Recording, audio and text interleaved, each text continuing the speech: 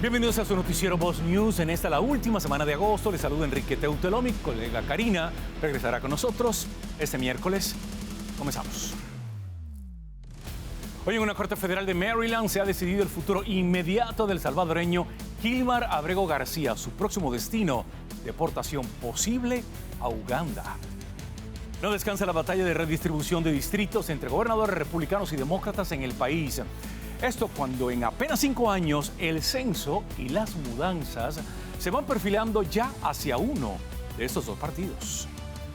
Dos países se incorporan al escenario que ahora mantiene a tropas de la Armada estadounidense en las cercanías de aguas territoriales de Venezuela. Esto y más en Voz News, que comienza acá de inmediato.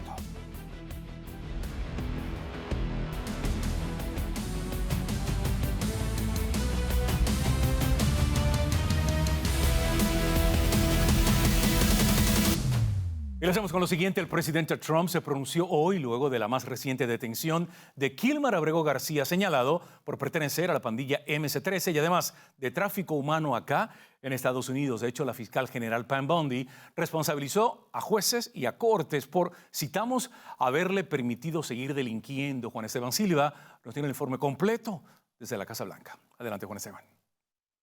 ¿Qué tal, televidentes de Voz News? Los saludo desde la Casa Blanca. Pues bien, quiero contarles sobre la nueva captura de Kilmar Abrego García. Como lo escuchan, señalado miembro de la MS-13, una de las pandillas más violentas del continente. Abrego ya había sido detenido antes, recordarán ustedes, pero esta vez arrestado cuando se presentó en Baltimore a una cita de verificación. Allí los agentes de ICE lo detuvieron. Su libertad, por supuesto, era un proceso que había sido ordenado, pero en este caso lo que queda pendiente sería una deportación. Posiblemente incluso se habla de Uganda como un tercer país. De acuerdo con el expediente, mucha atención, en 2019 Abrego fue identificado en un vehículo con drogas y otros miembros de la MS-13. Luego en 2022, sorprendido transportando a 8 migrantes sin equipaje con la misma dirección, lo que levantó sospecha de tráfico de personas. También enfrenta una denuncia de violencia doméstica por haber maltratado, al parecer, a su compañera sentimental. Aunque muchos congresistas demócratas señalan que aquí lo que hay es una extralimitación de las autoridades, especialmente de ICE, y que se trata de un simple ciudadano de Maryland. Pero otra cosa piensa el gobierno de los Estados Unidos. Miren lo que ha dicho hoy el presidente de los Estados Unidos, Donald Trump. They think he's going to be good for votes, and I think he's very bad for votes. These people are deranged. He's not good for votes. He beat the hell out of his wife. His wife is afraid to even talk about him. She's been mauled by this animal. And, through a system of liberal courts, he's doing things, but no, we have that under control. And Pam... La detención de Abrego pues reaviva ese debate sobre la capacidad de Estados Unidos para detener y deportar a miembros de estas organizaciones criminales que son internacionales. Por ahora, Abrego permanece bajo custodia de ICE mientras la justicia define su futuro y se refuerza la presión sobre la MS-13 en el país. Esto es lo que dice la fiscal Pam Bondi. We've got him under control. He will no longer terrorize our country. He's currently charged with human smuggling, including children. The guy needs to be in prison. He doesn't need to be on the streets like all these liberals want him to be. And as part of this operation here in D.C., we've also taken off MS-13 members. We've taken, I think just last night, we got a TDA guy off our streets right here, right around from where we all work. Another TDA member gone because of this project. So we're going to keep America safe from all of these foreign terrorist organizations, including Abrego García. Este caso evidencia, sin duda alguna, televidentes de Voz News, esos retos que enfrenta el sistema judicial migratorio en los Estados Unidos, pero también para la Casa Blanca es inaceptable, y lo ha dicho aquí el presidente Trump justo donde me encuentro, muy cerca en el despacho Oval hoy, es inaceptable la permisividad de gobiernos anteriores para dejar entrar a tantos criminales a los Estados Unidos, y que eso hoy se evidencia en ciudades como Washington, D.C., aunque los índices después del despliegue de la Guardia Nacional pues han mejorado en materia de esa lucha contra la criminalidad. Lo que sigue ahora será, por ejemplo, Chicago y ciudades como Nueva York. Es la información desde la Casa Blanca para Voz News. Juan Esteban Silva. Gracias, Juan Esteban. Por su parte, la secretaria de Seguridad Nacional, Kristi Noem, anunció que desde que se inició el operativo de seguridad en la capital del país, se ha logrado detener a 439 indocumentados involucrados en numerosos delitos. Noem le dijo al presidente Trump que lo que está haciendo en Washington, D.C. básicamente tendrá un efecto dominó en Miami, en Chicago y en otras ciudades, ya que le están dando un golpe duro a grupos criminales. Noem explicó además que muchos de los arrestados tienen conexión con grupos narcoterroristas. La agencia Associated Press, AP, informó que algunas unidades de la Guardia Nacional desplegadas en la capital del país fueron vistas ya portando pistolas y hasta rifles. Según el medio, uno de sus fotógrafos detalló que pudo ver a varios miembros de la Guardia Nacional de Carolina del Sur afuera de Union Station con pistolas enfundadas. De igual manera, AP informó que la Fuerza de Tarea Conjunta, que ha asumido las labores de seguridad en Washington, dijo a través de un comunicado que las unidades comenzaron a portar sus armas de servicio el domingo anoche, que las normas militares establecen que la fuerza debe usarse solo como último recurso y únicamente en respuesta a una amenaza inminente de muerte o de lesiones corporales graves. Lo publicado por la agencia de noticias fue secundado luego por varios medios como NBC News y como The New York Times, agregándose que las tropas de la Guardia Nacional desplegadas en la capital del país ya habían anunciado que comenzarían a portar armas desde anoche, según una orden ejecutiva firmada por el secretario de Defensa Pete Hegseth. A través de un post en la red social Truth Social, el presidente Trump amenazó este domingo con enviar tropas a Baltimore para limpiar rápidamente el crimen. Citamos, replicando la estrategia aplicada recientemente en la capital del país. La amenaza se produce después que el presidente ordenó el despliegue de más de 2,000 efectivos de la Guardia Nacional en D.C., una medida presentada por la Casa Blanca como un esfuerzo para combatir la alta criminalidad capitalina. No obstante, la avanzada ha generado críticas, ya sabemos, contra la administración, especialmente por parte de los demócratas, quienes cuestionan la utilización de los uniformados para combatir la violencia como una extralimitación del gobierno federal, es lo que han alegado. Ciudadanos estadounidenses que estuvieron encarcelados en Venezuela presentaron una demanda contra el líder de la dictadura venezolana y varios miembros de su cúpula de gobierno. Los demandantes alegan haber sido encarcelados y torturados, dijeron, por el régimen.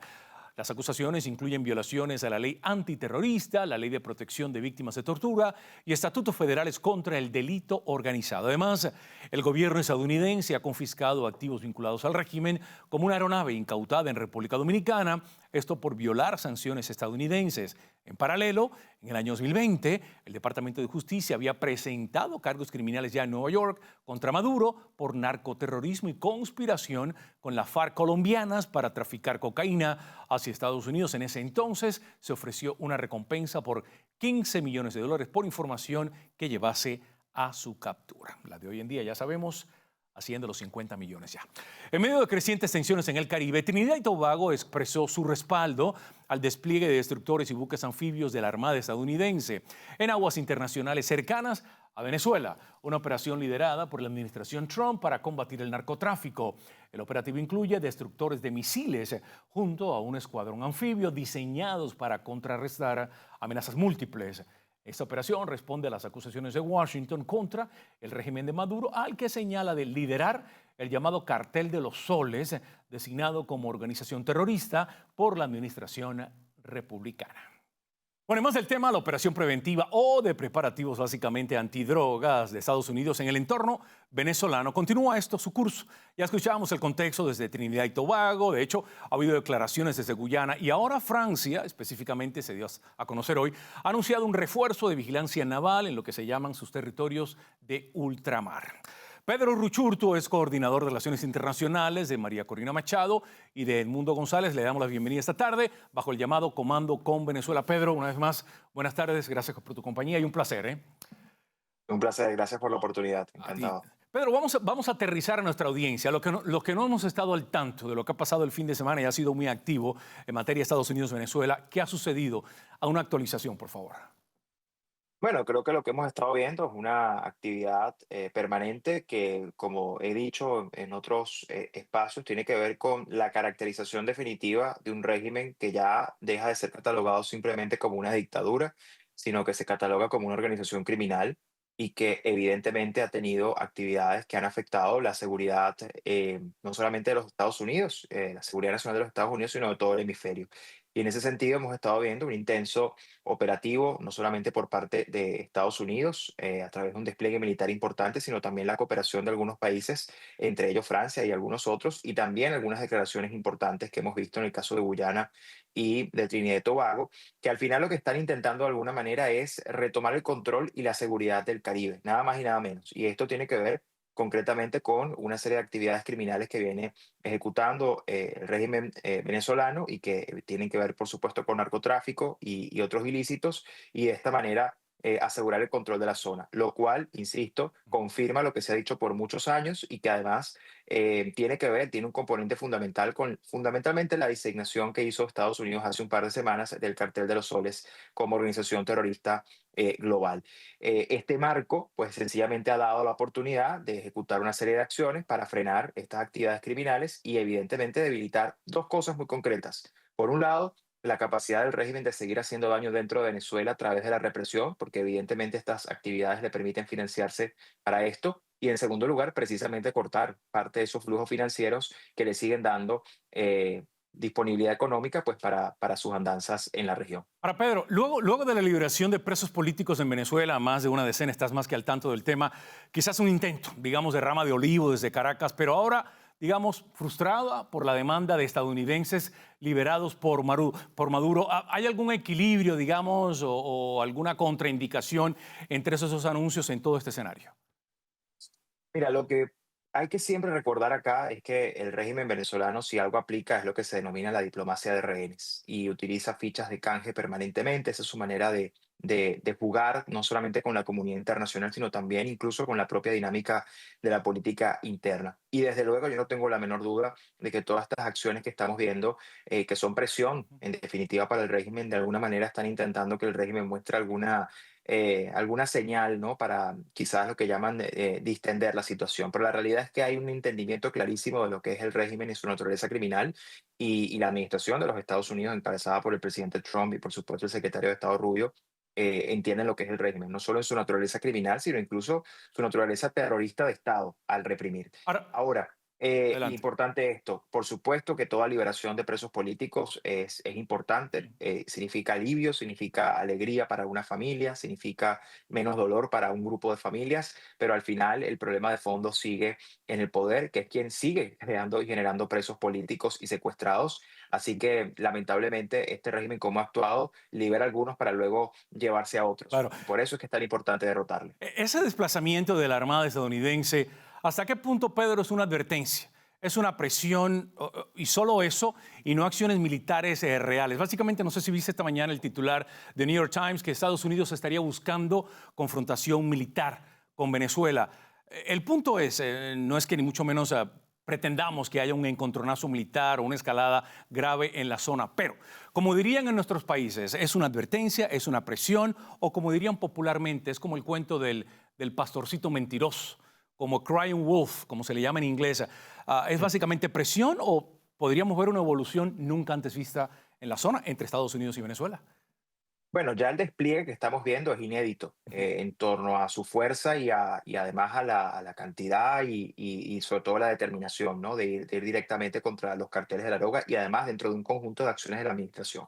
Y en efecto, yo creo que, digamos, nosotros no tenemos manera efectiva de saber qué tan lejos está dispuesto a llegar la administración de los Estados Unidos. Eso es claro que es parte de su objetivo de la defensa de su interés nacional y han decidido avanzar en esta dirección. Lo que sí queda claro es que en el caso concreto de Venezuela y de las fuerzas democráticas hay coordinación con la administración a todo nivel y eso es lo más importante porque al final, obviamente, la derrota, el desmantelamiento de un sistema criminal como el que representa hoy Nicolás Maduro, que además está siendo claramente identificado como el líder del Cartel de los Soles, el desmantelamiento de esa estructura criminal tiene una consecuencia directa en la transición hacia la democracia en Venezuela porque la facilita, nos permite avanzar en eso. Claro. Y ese proceso es naturalmente un proceso que van a conducir los venezolanos, en este caso a través de María Corina Machado y el presidente electo Edmundo González Urrutia, pero además es un proceso que requiere de una amplia coordinación, no solamente por lo que significa este desmantelamiento del sistema criminal, sino también para luego la gobernabilidad subsiguiente en esa transición y el control del país. Así Rápidamente, que,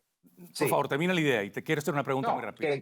que en concreto al final esto es un proceso que va en simultáneo y lo que sí hay que decir es que más allá de que no sabemos exactamente Ujú. cuál va a ser el alcance de esta operación, hay coordinación con el liderazgo, que además, como lo hemos dicho, el rol del liderazgo en Venezuela es acelerar los tiempos de la transición en Venezuela, y eso es lo que estamos haciendo. Rápidamente, Pedro, quizás podríamos ver algún tipo de avance, de recurso intermedio, que no signifique encontronazo militar o retirada total de Estados Unidos. Quizás podrían haber unos medios puntos en el camino que el ciudadano común no entiende, no conoce, y que podría de alguna manera darle una solución inmediata a lo que estamos viendo allí en el Caribe. Esto dependerá. Lo primero que hay que partir es que lo que está pasando en el Caribe es consecuencia de lo que hace el régimen. El régimen es un régimen criminal y por lo tanto el régimen criminal está poniendo en riesgo la estabilidad de todo el hemisferio. Por lo tanto, lo que estamos viendo acá son ejercicios de defensa de soberanía por un lado de estos países que están siendo afectados directamente por estos crímenes y obviamente la defensa del interés nacional en concreto y fundamentalmente de los Estados Unidos. De manera que, como te digo, estamos viendo ya una escalada de acciones, esto va incrementándose y en la medida que estas actividades criminales del régimen se mantengan y también incrementen, pues habrá también respuestas mayores. Lo que queda claro es que esto confirma lo que por mucho tiempo hemos dicho: en Venezuela está secuestrada por una tiranía criminal y que al final, pues ya los países que hoy están participando de estas operaciones entienden perfectamente lo que significa esa permanencia en el poder de un régimen criminal y por lo tanto es prioritario desmantelarlo como lo estamos viendo. Ahí está. Pedro Ruchurtu, por supuesto, coordinador de Relaciones Internacionales de la Iniciativa del Movimiento con Venezuela. Pedro, buenas tardes. Gracias. Gracias a ustedes. Una jueza de la Florida le negó la libertad bajo fianza a Harjinder Singh, el camionero inmigrante indocumentado originario de la India, acusado ahora de provocar un accidente fatal en Fort Pierce que cobró la vida de 3 personas. Imágenes de un accidente que se han tornado altamente virales, muy dramáticas, ahí lo tienen, muy gráficas. La magistrada Lorraine Sweet determinó que Singh representa un alto riesgo de fuga, enfrentando ya 6 cargos graves con violencia, incluyendo 3 por homicidio vehicular y 3 por homicidio involuntario. El individuo compareció de manera virtual desde la cárcel, asistido por un intérprete. Recordemos que Singh, sobre quien se ha informado su escaso dominio del inglés y sobre todo en materia técnica en carreteras, realizó una negligente maniobra ilegal al doblar así en U su camión en una plena autopista y así una minivan se impactaba contra el remolque causando la tragedia, todo ello captado desde las cámaras del propio camión. El caso subraya la necesidad de reforzar el cumplimiento de las leyes migratorias y de tránsito para proteger la seguridad pública.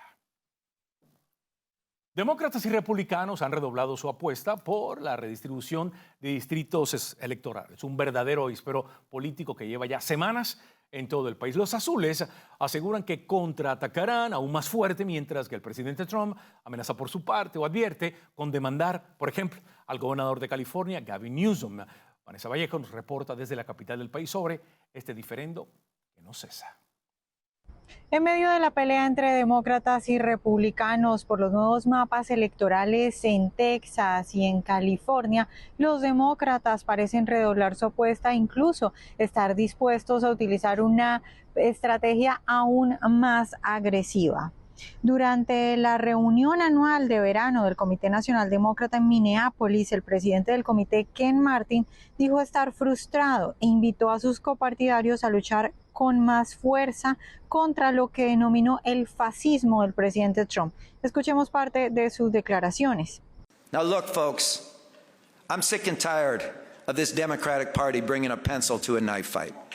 We cannot be the only party that plays by the rules anymore.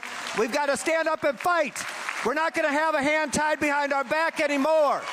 Let's grow a damn spine and get in this fight, Democrats. LFG, that's right. Americans are hungry for leaders. They're hungry for candidates who are on the side of working people. They're hungry for leaders who give a damn about their circumstances, and they're hungry for a government that gives people freedom, not fascism. Mientras tanto, el presidente Donald Trump en la rueda de prensa de esta mañana aseguró que demandará a Gavin Newsom para impedirle que realice lo que tildó de una redistribución ilegal de distritos en California. Escuchemos lo que dijo el presidente. Mr. President, Gavin Newsom, you mentioned Gavin Newsom on crime. Gavin Newsom, yes. Is there a federal mechanism you're hoping to use to fight back against his redistricting constitutional amendment, or is that... Well, I think I'm going to be filing a lawsuit pretty soon. And I think we're going to be very successful in it. We're going to be filing it through the Department of Justice. That's going to happen. Aunque los demócratas, incluyendo al gobernador Gavin Newsom, acusan a los republicanos y particularmente al gobernador Greg Abbott de estar jugando sucio por el nuevo mapa electoral en Texas, son particularmente los demócratas los que durante años han usado esta herramienta extensamente en varios estados, dejando a los republicanos sin un solo asiento, a pesar de que tienen un considerable porcentaje de votos. Por ejemplo, en New Hampshire, los republicanos obtuvieron el 47% de los votos, pero tienen 0 asientos. En Maine, los republicanos obtuvieron un 45% de los votos y tienen 0 asientos. En Connecticut también tienen 0 asientos y obtuvieron el 41% de los votos. Y lo mismo pasa en Rhode Island. En Delaware obtuvieron el 41% de los votos también y también tienen 0 asientos. De hecho, los demócratas han usado la redistribución de distritos electorales en tal medida que si los dos partidos decidieran iniciar una batalla en la mayoría de los estados, los demócratas tendrían mucho menor rango de acción porque ya han hecho demasiadas redistribuciones en comparación con las de los estados republicanos. Pero no solo eso, sino que las estadísticas muestran que la población en los estados republicanos crece, mientras que en los estados demócratas disminuye, lo que pone en una situación muy complicada al Partido Demócrata para después del censo del 2030. Según una proyección hecha por el New York Times, Texas y Florida, profundamente conservadores, podrían obtener un total de 5 escaños en el Congreso. Estamos hablando de nuevos escaños. Y se espera que Utah y Idaho, estados republicanos, sumen un escaño cada uno. Estos avances se producirían a expensas de importantes estados demócratas como Nueva York y California, donde Nueva York perdería un escaño y California perdería 3 escaños. De modo que los demócratas quieren redoblar la apuesta en cuanto a esta pelea, sin embargo están en la posición más complicada respecto a la redistribución de distritos electorales. Gracias, Vanessa. Mira lo siguiente, un informe publicado este mes de agosto por el grupo de vigilancia conservadora Defending Ed revela que los 2 sindicatos docentes más grandes del país, la NEA y la AFT, canalizaron cerca de $50 millones desde el año 2002 a grupos de izquierda. Según el reporte, estos fondos fueron destinados a promover políticas radicales y causas de justicia social a través de comités políticos y organizaciones como el Centro para el Progreso Americano y la Red Tide. Críticos como Aaron White de la Fundación Libertad señalan que los sindicatos, al parecer, y según este reporte, citamos, están dedicando más recursos a la política que a la representación directa de los docentes.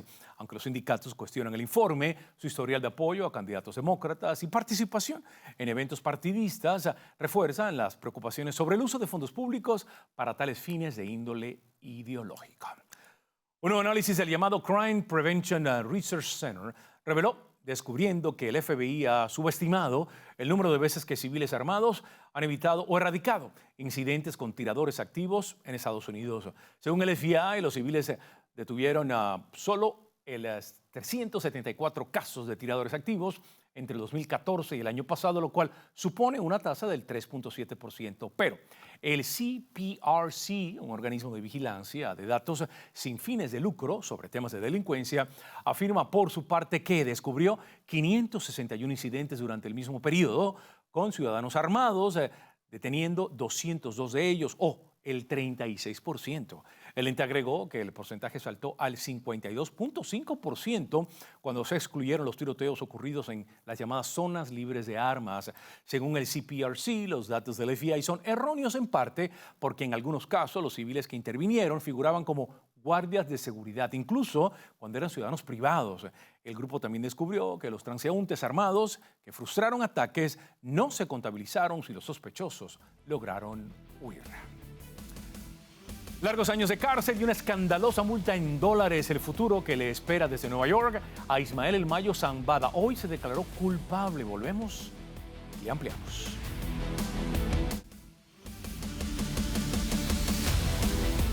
Estamos de vuelta. Ismael El Mayo Zambada, cofundador del poderoso cartel de Sinaloa en los años 80, se declaró hoy culpable de narcotráfico ante un juez federal en Nueva York, lo cual le evita ir a juicio, aunque sus delitos son punibles con cadena perpetua, como su ex socio Joaquín El Chapo Guzmán. Culpable, dijo Zambada en español con una voz casi inaudible sobre los cargos de empresa criminal continuada y actividades de delito organizado dentro de un grupo criminal. Pidió perdón tras reconocer que promovió la corrupción de policías, mandos militares y políticos en México. Asimismo, tendrá que pagar una multa por $15,000 millones. Si esto fuese posible. Su sentencia se conocerá el próximo 13 de enero. Zambada tiene 77 años ya. Fue detenido, recordemos, el 25 de julio del año pasado en suelo estadounidense tras llegar, según denunció, emboscado por un hijo del Chapo, Joaquín Guzmán López, y aterrizando por sorpresa en Nuevo México. El boxeador mexicano Julio César Chávez Jr. salió ayer de una prisión en el norte de México, luego que un juez federal allá le permitió afrontar en libertad condicional el juicio por presuntos nexos con el narco, informó su defensa. El pugilista, hijo de la leyenda de boxeo Julio César Chávez, estaba recluido en Hermosillo desde el pasado lunes, una semana ya luego de ser deportado desde acá, desde Estados Unidos. La noche del sábado, al concluir la primera audiencia judicial del púgil, un magistrado determinó que hay elementos para abrir un proceso, pero consideró que puede afrontarlo fuera de la cárcel, aunque sin salir del país. Chávez Jr. está acusado por delincuencia organizada y por estar presuntamente relacionado con el tráfico de armas hacia México. Dos equipos femeninos de voleibol desde California, hablamos de las preparatorias de Rim of the World y la Orange Vista, han cancelado sus partidos programados para el 25 y 29 de agosto respectivamente contra la preparatoria Jurupa Valley. ¿La razón? Bueno, la controversia generada por la participación de un atleta transgénero en el equipo de Jurupa. La atención nacional se ha centrado en dicha preparatoria debido a la participación de A.V. Hernández, quien ha sido objeto de escrutinio desde la temporada de pista y campo de primavera. Allí logró 2 títulos escolares en salto de longitud y triple salto. Según Fox News, las competencias en las que participó Hernández fueron recibidas con protestas de atletas femeninas y sus familias, quienes usaron camisetas con el mensaje "Salven a las chicas deportistas". En otros temas, las ventas de viviendas nuevas acá en Estados Unidos disminuyeron en el mes de julio, tanto en comparación mensual como anual, pero superaron las expectativas del mercado, según datos publicados hoy por el Departamento de Comercio. Se vendieron, mire las cifras, 652,000 viviendas nuevas en proyección anual, con una ligera disminución respecto al mes de junio. Los analistas esperaban una caída más marcada en las ventas y un número de 1,000, según el consejo publicado por MarketWatch.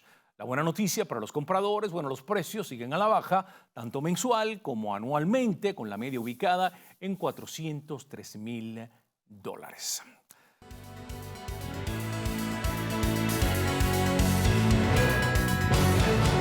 Temas internacionales, un ataque aéreo israelí contra el hospital Nasser de Khan Yunis, el mayor centro médico del sur de la Franja de Gaza, dejó al menos 19 muertos, incluyendo 5 periodistas, según un reporte local.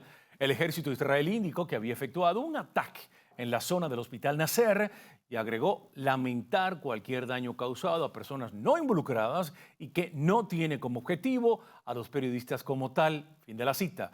El ejército judío agregó que el jefe del Estado Mayor ordenó que se realizará una investigación preliminar lo antes posible entre los reporteros abatidos, según se informó, bueno, colaboradores de las agencias de Associated Press, de Reuters y de Al Jazeera. Según las autoridades locales, el primer ataque fue perpetrado con un dron explosivo y luego hubo un bombardeo cuando los heridos estaban siendo evacuados. Al sur de la frontera, en América del Sur, Ecuador decomisó un significativo cargamento de material explosivo que era transportado desde la frontera con Perú hacia Colombia para ser utilizado en actos terroristas, según se dijo informado por la Policía Nacional desde la nación andina. Y es que Colombia atraviesa por su peor crisis de violencia en una década por la arremetida de guerrilleros y mafias que lucran de las rentas del narco, la extorsión y la minería ilegal. El jueves, recordemos, 2 ataques de grupos rebeldes dejaron 19 muertos y más de 60 heridos entre civiles y uniformados.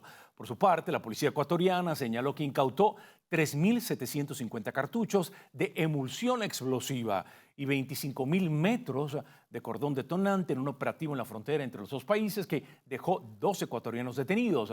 La pareja detenida, por su parte, transportaba el material envuelto en bolsas de plástico o sacos a bordo de un pequeño camión, según imágenes difundidas por las autoridades. Hoy a las 10 de la noche, hora central, 11 Pacífico, no se pierda una nueva entrega de La Voz de Gustavo Vargas. en el capítulo de esta noche. Gustavo habla sobre contenido explícito en salones de clases, señalando como libros con mensajes inapropiados y gráficos ahora al alcance de los menores están generando, por supuesto, preocupación entre padres. Ya lo saben. Regresamos.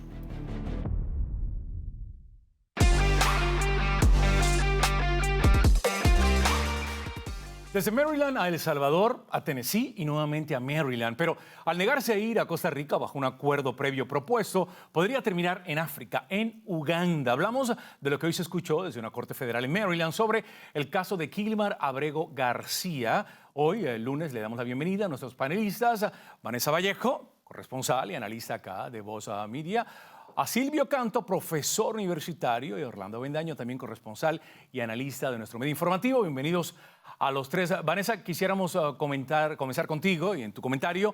¿Qué tiene el caso de Abrego García que se resiste a desaparecer de los titulares? ¿Hay algo quizás único en su caso?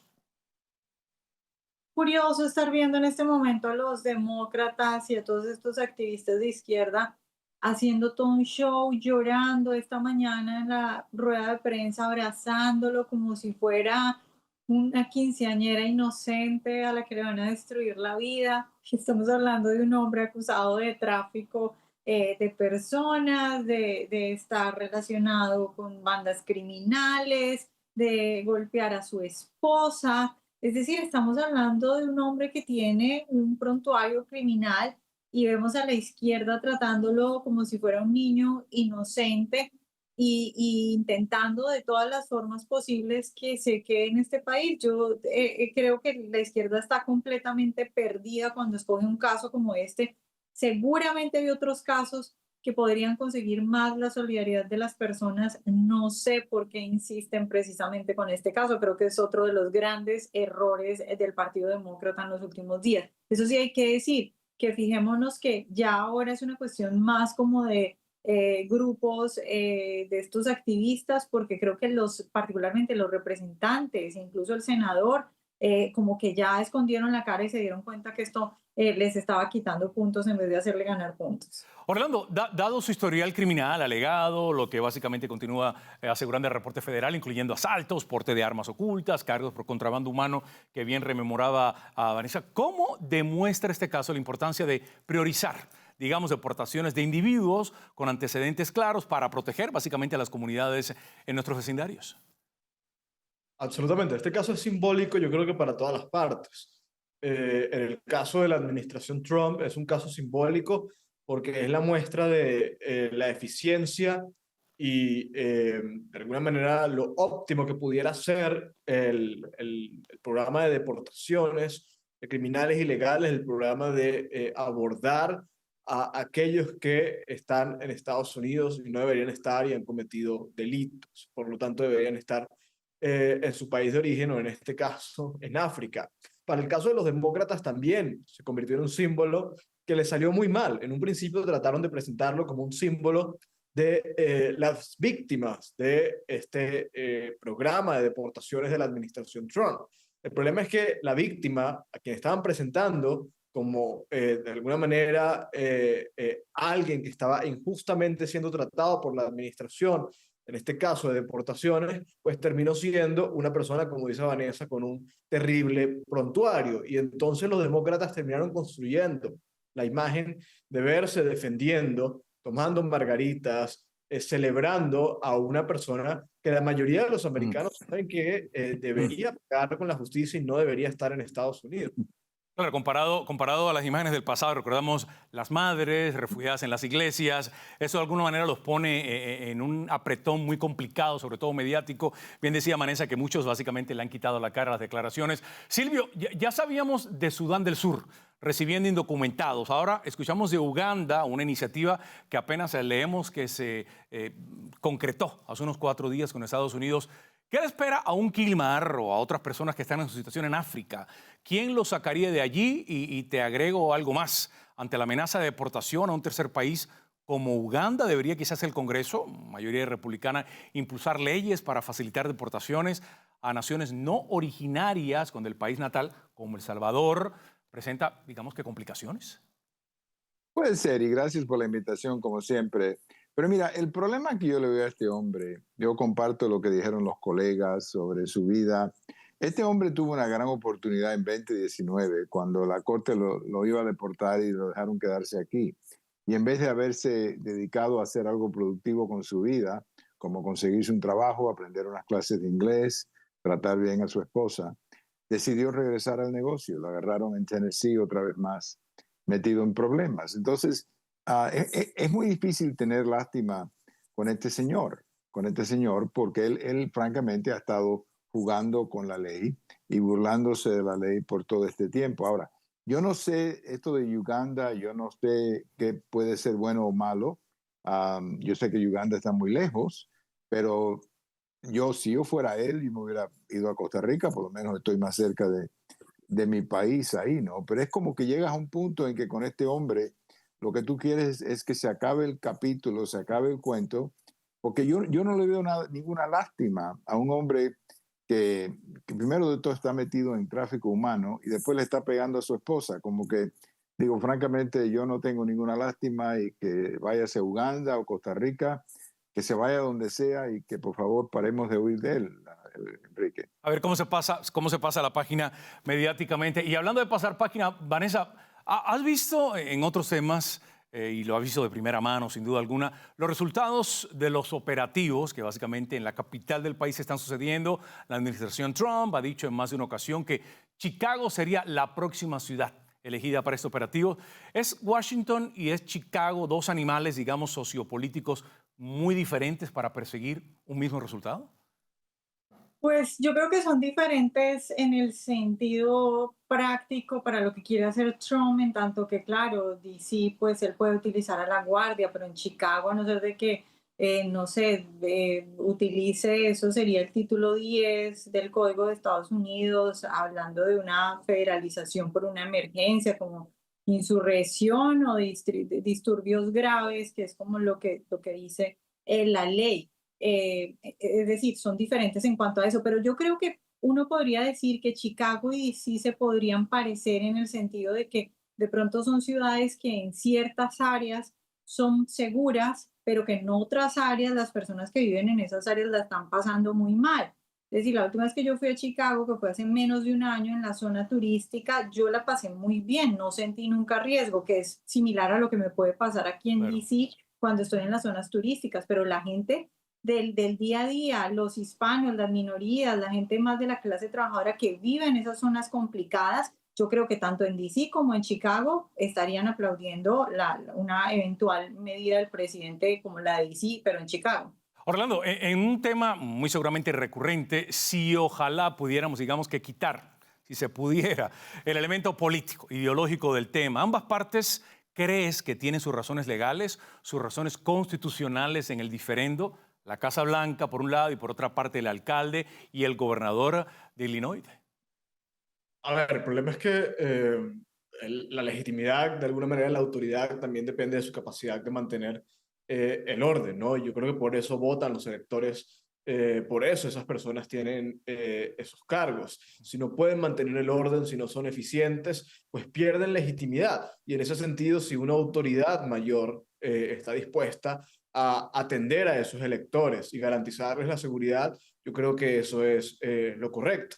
Desde el punto de vista constitucional, digamos, no estoy al tanto de los detalles, pero estoy segurísimo que los habitantes de Chicago o cualquier ciudad demócrata de Estados Unidos realmente clama porque el presidente emule lo que está haciendo en Washington. Es histórico lo que se ha logrado en DC.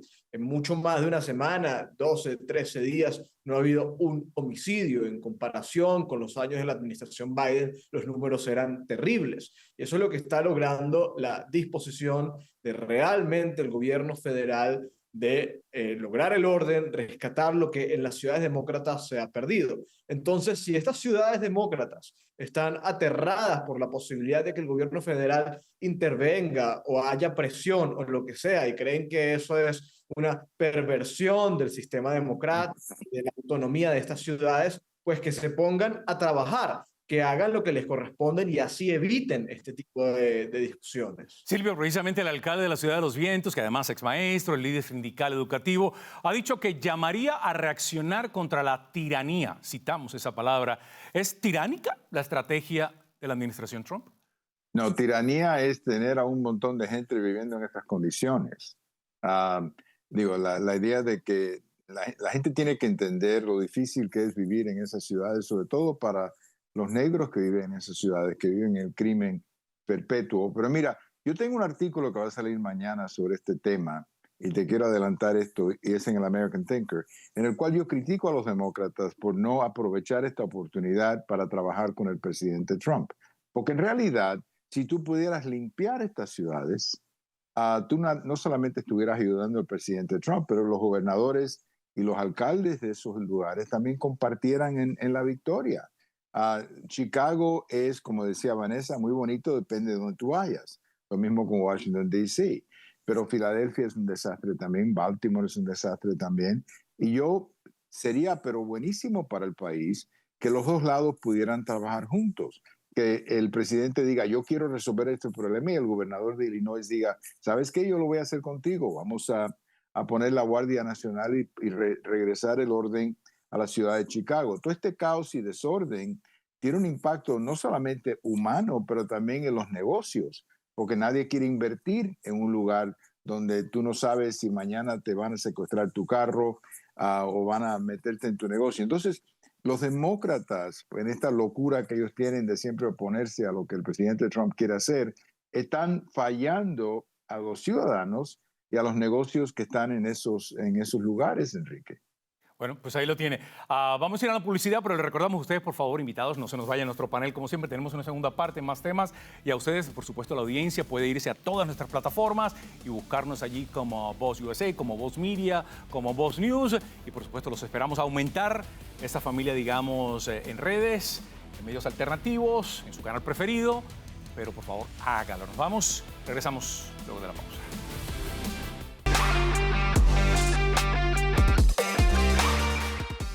El despliegue de militares estadounidenses frente a costas venezolanas para combatir los narcocarteles de la dictadura venezolana tiene ahora un componente, digamos, internacional un poco más amplio. Trinidad y Tobago anunció el apoyo a la flota de Estados Unidos y Francia, de hecho, también por su parte hizo el anuncio acerca de lo que llamó reforzamiento militar en la isla de Guadalupe, sus posiciones de ultramar, esto en el Caribe, para luchar contra el llamado Cartel de los Soles. Seguimos esta tarde con nuestros panelistas y vamos a iniciar de inmediato. Orlando, abriría contigo este tema. ¿Crees que Venezuela, tu tierra natal, vuelve a ser foco mundial como en el año 2019, como en la época de la Asamblea Nacional de Guaidó? ¿O esto, digamos, que no llega aún? Y sobre todo, ¿hasta dónde opinas que llegue la manipulación mediática del chavismo hoy en día sobre el tema?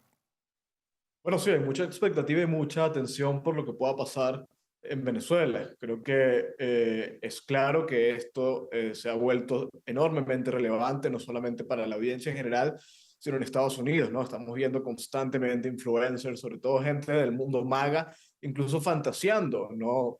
Alegremente con la posibilidad de que Nicolás Maduro acabe, ¿no? Y esto sea por parte de Donald Trump. Incluso veíamos algo tan pintoresco como a Alex Jones, ¿no? Probablemente el influencer MAGA más aislacionista que pueda haber, diciendo que le encantaría la opción. Y eso quiere decir que efectivamente hay consenso en torno a el régimen de Nicolás Maduro, y eso es muy bueno porque, por ejemplo, no habría la controversia que ha habido en el caso como el de Irán o el caso como incluso Ucrania o Israel.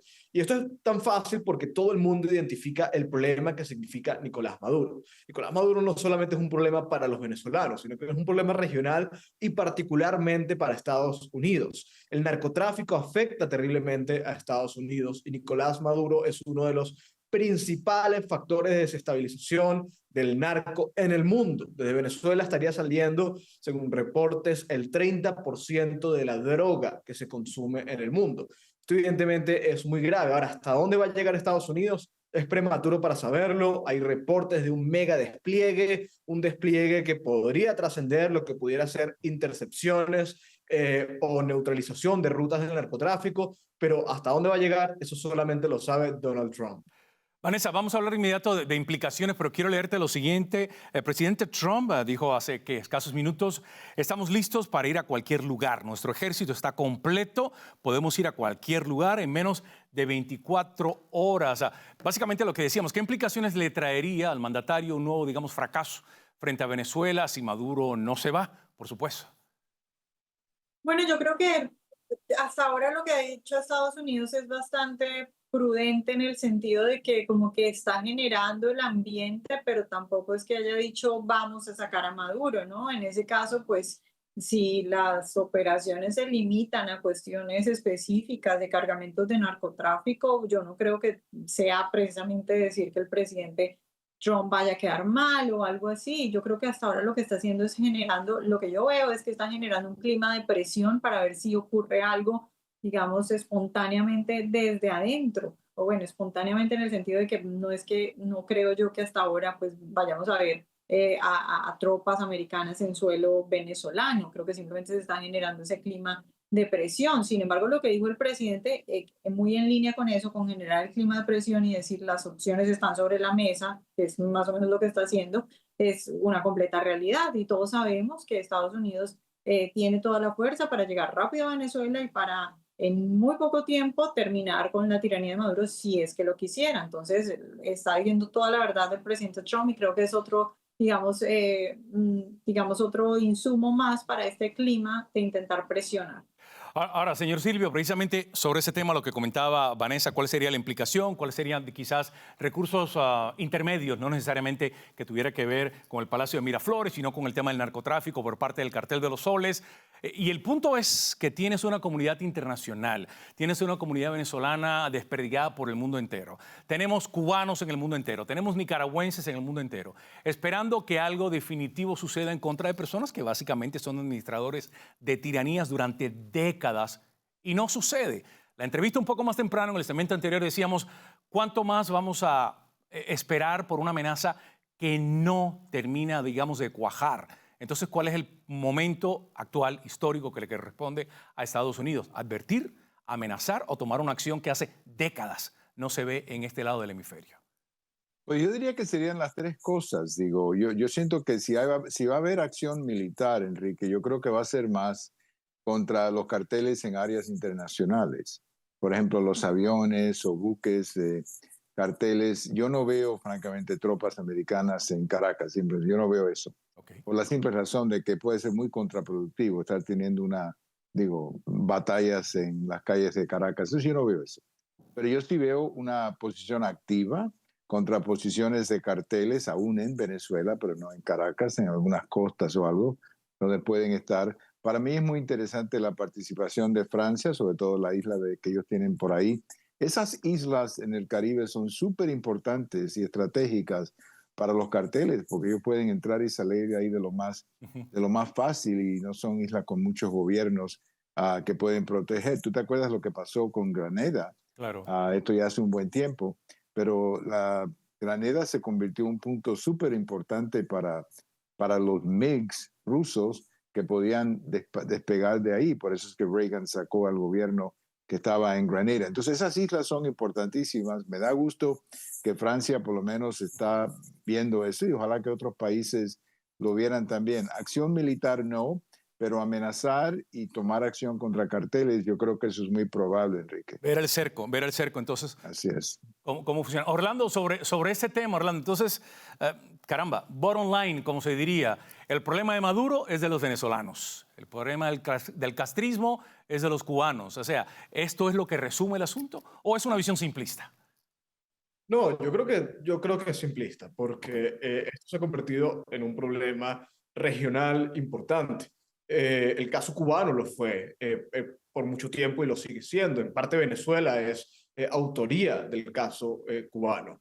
El régimen cubano fue un factor de desestabilización activo, hoy quizá un poco más pasivo, pero en parte porque tiene a Venezuela, que funciona como especie de proxy, que no solamente... El caso del narcotráfico obviamente es el más sensible y es el que tiene implicaciones más palpables desde el punto de vista social, ¿no? En cuanto a crimen organizado, pérdida por gente que consume, etcétera. Pero también tenemos que recordar que el régimen de Nicolás Maduro ha sido un factor desestabilizador político en varios países de la región. Ha financiado directamente grupos de extrema izquierda para subvertir el orden en países como Chile, Colombia, Argentina, etcétera. Entonces sí es un problema regional que tiene que ser atendido. Hay muchísimas causas judiciales en Estados Unidos por culpa del régimen de Nicolás Maduro. Cuando Pam Bondi dice que ha muerto gente en Estados Unidos por culpa de Maduro, no es una exageración. Esto es directamente proporcional al megatráfico de cocaína de Venezuela. Ahí le tienes que añadir el hecho de que Venezuela se ha convertido en un enclave de Irán, de que Irán tiene las puertas abiertas de América gracias a Venezuela, y eso está a pocos kilómetros de Miami. El caso de la presencia rusa, presencia china, es un factor de desestabilización fundamental que vuelve la causa de los venezolanos una causa continental. La presencia china, efectivamente, como dice Orlando, que ese es otro elemento ahora que está creciendo y magnificándose desde tu país natal. Bueno, digamos que hablemos ahora de otro tema, un cuarto tema. Republicanos y demócratas han intensificado sus luchas, esto para dibujar nuevos mapas de distritos congresionales en estados ciertamente importantes. Las proyecciones del censo próximo y migraciones internas parecen favorecer precisamente al Partido Rojo, a los republicanos. Vanessa, ¿hacia dónde se podrían desplazar, digamos, estas luchas de redistribución de distritos? ¿Cómo ves el mapa, digamos, inmediato, si es que lo hacen antes del censo o a partir del 2030? Y está muy complicada la situación de los demócratas porque si lo hacen antes, es decir, si se inicia esta batalla nacional de que todos los estados, tanto demócratas como republicanos, empiezan a aprobar nuevos mapas, los demócratas han abusado tanto de esta herramienta que tienen pocas, digamos, opciones en comparación con las que tienen los republicanos. Pero otro problema muy grave es lo del censo del 2030, después del cual se suelen hacer estas redistribuciones de distritos electorales. Y resulta que según una proyección del New York Times, después del censo del 2030, lo que pasa es que estados como Texas y Florida, que son profundamente republicanos y conservadores, están ganando población, mientras que otros estados azules, como por ejemplo Nueva York y California, están perdiendo población. Entonces lo que tendríamos es que, por ejemplo, en Texas se ganarían 3 asientos más y en Florida 2 asientos más, en Idaho 1 y en Utah 1. Y eso a expensas de la gente que se está yendo de California y de Nueva York para estos estados republicanos, de modo que ya sea antes o después del 2030, pero seguramente después del 2030, particularmente por la salida de personas de estados demócratas a estados republicanos, los demócratas lo tienen muchísimo más complicado que los republicanos en esta materia. En ese marco, Silvio, según sectores, en el caso tejano, y voy a echar mano, sé que tienen un Rolodex usted de la historia increíble a la mano, los últimos distritos aprobados, o algunos históricamente aprobados ya, según dicen algunos reportes, fueron aprobados, digamos, de manera no muy clara. Algunos dicen que ilegal. ¿Qué hay de eso en el tema tejano?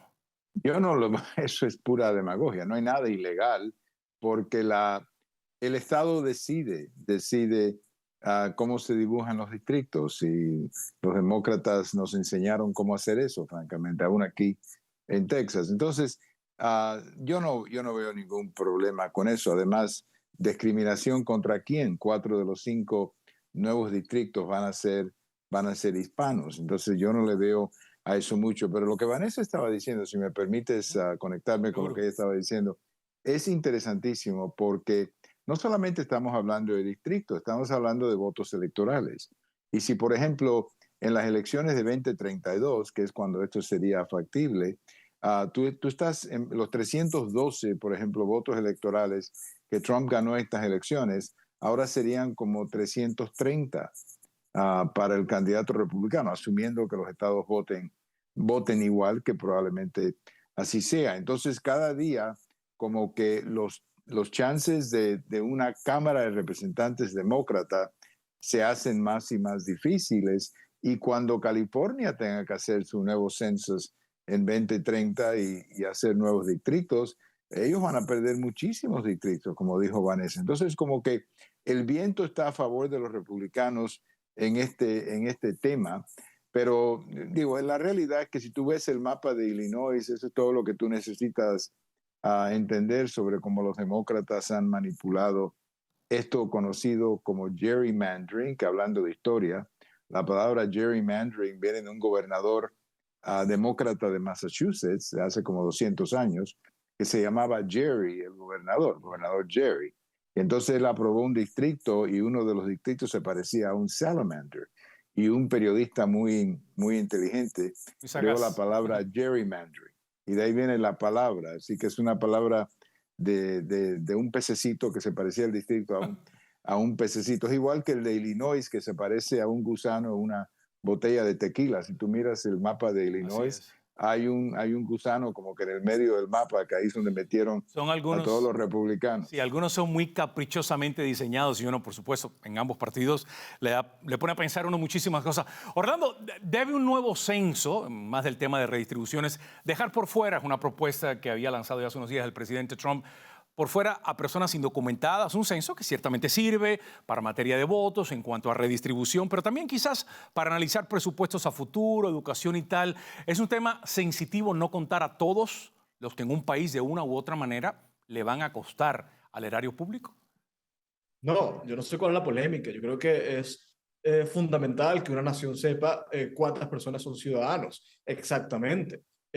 Porque esos son quienes determinan la política, son quienes participan en el debate público y son a quienes el Estado debe responderles. Es a ellos a quienes hay que garantizarles los derechos fundamentales, hay que garantizarles la igualdad de oportunidades, igualdad ante la ley, etcétera, que son las responsabilidades del Estado que no deben trascender a aquellos que no están bajo la jurisdicción, que son los inmigrantes ilegales o indocumentados. Es fundamental. Ahora, yo también creo que es importante saber, además, cuántos indocumentados hay, por razones demográficas, por razones sociales, etcétera. Pero a mí me parece muy interesante desde el punto de vista estratégico, moral, que exactamente se atienda a la cantidad de ciudadanos exactos que pueda haber en una nación. De manera prioritaria, por supuesto. Que incluso incluyera las dos categorías. Señor Silvio, ¿va a agregar algo usted? No, algo bien rápido. Yo estoy completamente de acuerdo aquí con Orlando. Debe haber dos conteos, el de todas las personas y el de los ciudadanos que están aquí o residentes legales. Y de ahí se debe basar el Congreso. Muy bien. Digo, es de ahí de donde se debe hacer el Congreso. Vanessa, ¿de acuerdo con la propuesta doble de un censo? Completamente. Se necesita para cosas como las sillas en el Congreso, debería contar solamente la población que es ciudadana, no los ilegales. Ahí cierras. Gracias, Vanessa. Por supuesto, Orlando, Silvio, también esta tarde por estar con nosotros. Así llegamos al final de esta emisión. Un placerazo discutir esta tarde y, por supuesto, que eso nos enriquece a todos. Antes de despedirnos de manera oficial, lo invitamos a usted a que nos acompañe en todas nuestras plataformas. Se suscriba, por favor, a nuestro canal de YouTube, ahí en Voz Media, y nos encuentre, por supuesto, en todas las plataformas que nos puede hallar. Y ahí estamos presentes. Mañana regresamos a la misma hora. Ojalá le haya gustado este programa y mañana, pues, nos acompañe en lo que va a ser el último martes del mes. Regresamos. Que descansen.